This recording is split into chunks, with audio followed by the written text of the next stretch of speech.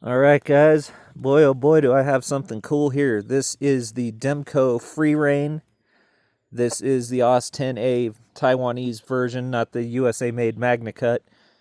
Every time I try to get my hands on that, they're out of stock. So went ahead and got the AUS10A just so I can test it for you guys.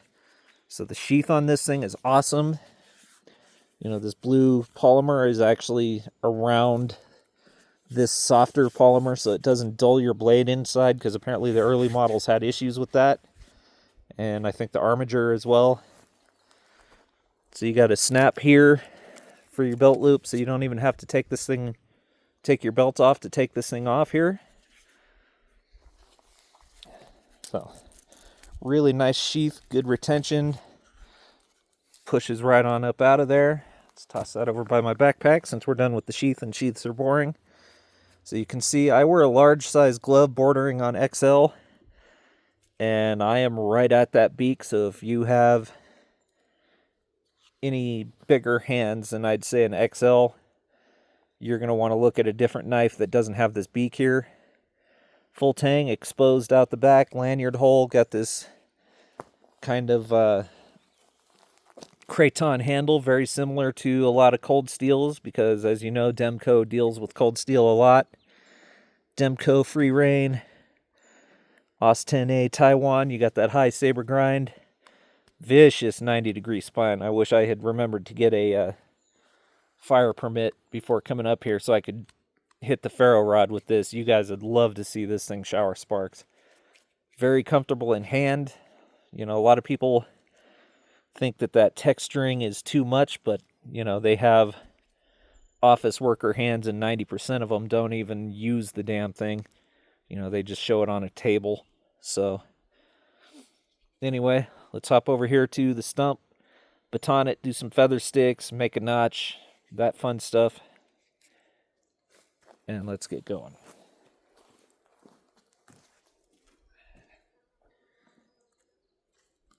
All right, I'll take this piece right here.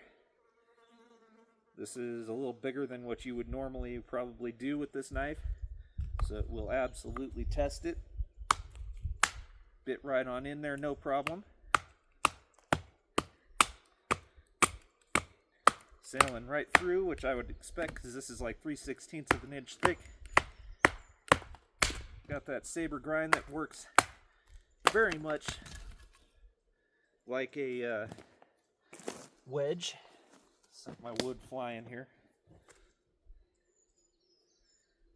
Man, that might be a little bit of fat wood down here at the base. I may have to give that a shot. A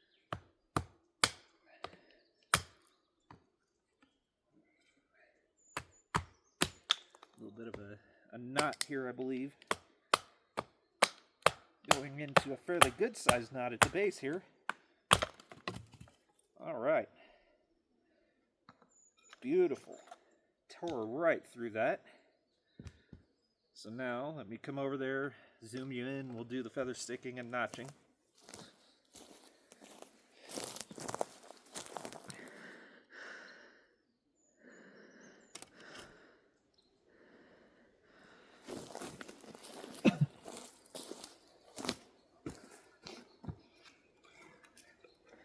Alright, so let's get our feather on.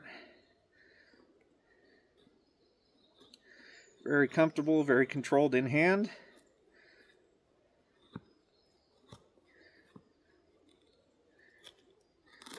Bite right in if I wanted it to, as you just saw.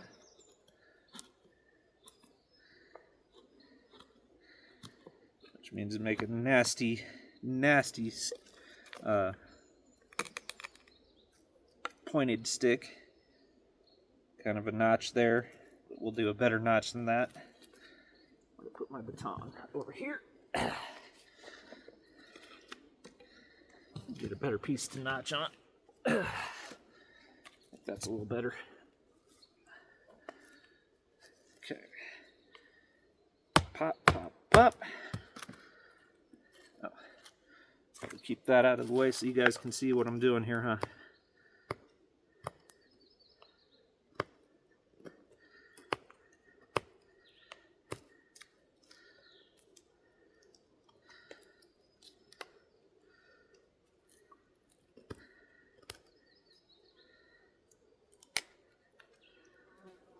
can see I'm very easily able to dig in there, get a nice figure 7 notch.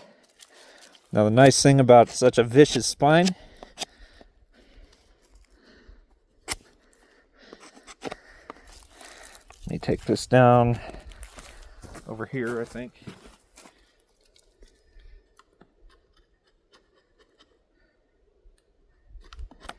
I'm very easily able to kind of rip that outer or that inner bark off of the wood, as you can see right there, without using my edge, so I can conserve that resource like that. So there you go, guys. Oh wait, never mind, I can't end yet. I gotta do some more old woodland tactical stuff, don't I? So let's back you out a little bit, and let's do the stab and tip tests. Now this makes a lot of people cringe,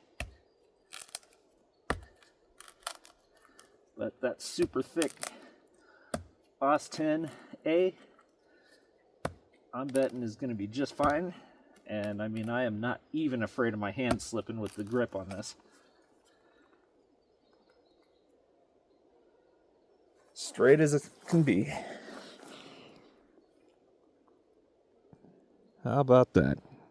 I am noticing the bevel is a little off now that I have it up magnified by my camera, but it's not terrible. So anyway, guys, just thought I'd give you a quick look here at the Demko Freereign. This is a nice little blade.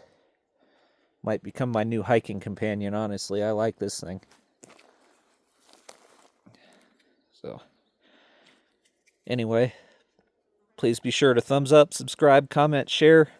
See you next time.